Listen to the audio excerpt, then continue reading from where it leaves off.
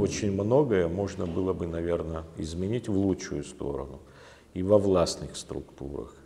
Вот. И, конечно, нужно было бы, чтобы было больше вот, женщин. Вот. Но, может быть, не нравится кому-то критический взгляд на многие вещи, но я думаю, что это, наоборот, помогло бы работе и помогло бы выправить некоторые изъяны, которые имеются.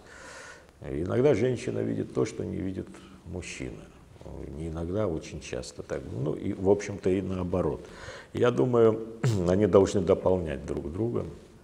И так же, как семью невозможно создать без женщины, наверное, также, наверное, и нормальное государство не сможет состояться без женщины. Вот мы все вспоминаем Леона II, но в то же время нет, да историки вспоминают, например, его мать, которая была хазарской царевной, которая сыграла тоже огромную роль. По сути дела, это ее сын был у истоков абхазской государственности, можно так сказать. Вот. В общем-то, на протяжении всей абхазской истории, там, где есть какие-то хроники, упоминания, об этом можно говорить. Но женщины должны добиваться своего права и должны знать одну вещь. Никогда в жизни никто не уступит своего места. Тем более, когда это касается по гендерному принципу. Это ни в одной стране мира не было, чтобы мужчины просто так из понимания, что равные права должны быть у всех, предоставляли свои места. Вот посмотрите мировой опыт, да, то есть очень мало женщин во власти. Если вспоминать таких, как Маргарет Тэтчер или Голда Меир или Бандарнейки, но это я бы не сказал, что женщина во власти. Это в принципе женщины, которые приходили во власть в мужской среде и вели себя как мужчины, то есть теряя свои признаки естественные, признаки пола, я бы сказал. То есть они вели себя в мужском обществе как мужчины, поэтому иногда бывали, может быть, более жестокие. Я хочу, чтобы у нас в стране были такие возможности, при которых женщина спокойно могла бы добиваться тех возможностей и прав, которые она, в общем-то, наделена изначально.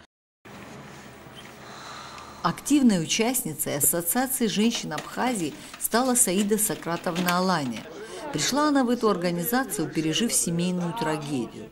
Во время Отечественной войны 1992 года в Абхазии, в оккупированном Сухуме, умерла ее дочь Лаура, а позже в июньском наступлении погиб старший сын Астамур. Когда меня Ассоциация женщин пригласила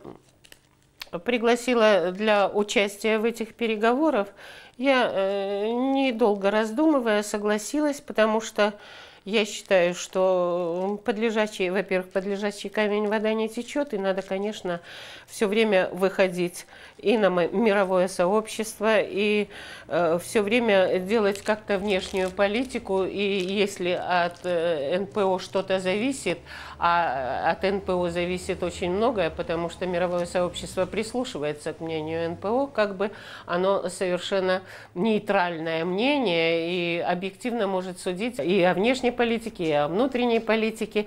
И поэтому я согласилась и решила, что в конце концов мы, женщины, можем очень многое донести. Делегаты Ассоциации женщин Абхазии, достойно представляя свою республику, посетили Лондон, Белфаст, встречались в МИДе с депутатами английского парламента. Совместные поездки как-то приобщили меня к повседневной жизни, и я поняла, что я могу и должна. Должна, потому что это долг перед моим сыном, который на алтарь Отечества положил все. И поэтому мне казалось, что я просто обязана тоже что-то сделать в этой жизни. Вскоре Саиде Сократовне предложили избираться в органы местного самоуправления в Сухумское городское собрание. Мы ходили по участкам, смотрели, как живет народ, и я все больше и больше понимала, что я правильно сделала, что пошла потому что очень много было таких неразрешимых социальных проблем, которые действительно надо решать. И я сразу говорила на своем участке, что я не обещаю вам ничего такого, чего не смогу сделать. Я вам обещаю только то, что мы к любой вашей проблеме сможем грамотно подойти, написать куда-то, решить какой-то вопрос. Но глобальных проблем я, конечно, не решу. В моей программе было больше социальных вопросов. Самый главный вопрос был защита материнства и детства. И еще вопрос, меня беспокоило состояние нашей столицы. Что у нас столица, Сухум, древний город, очень красивый, а он в таком ужасном состоянии. И вот я поставила себе задачу, что мы все-таки приведем город в порядок.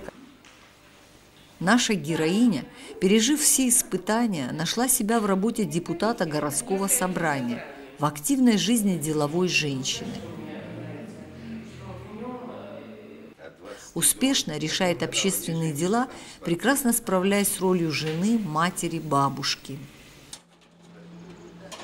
Живет для своего сына и внуков. Алхаз в 16 лет поступил в Бауманский институт и сейчас живет и работает в Москве. Глава семейства не против того, что супруга ведет активный образ жизни. Ну, некоторые мужчины говорят, какая там женщина будет нами управлять. Они ошибаются. Почему женщина не может управлять государством? Почему? Если она способна, умная, талантливая.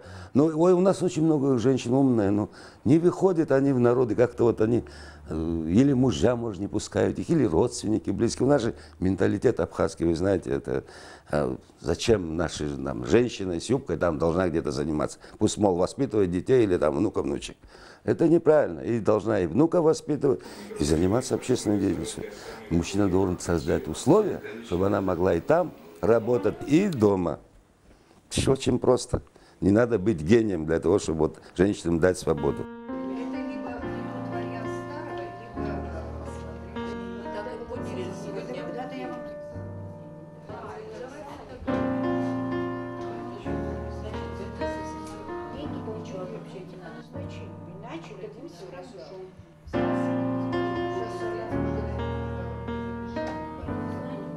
Всегда нации обычно, понимаете, особенно древние нации, у них бывает моменты угасания.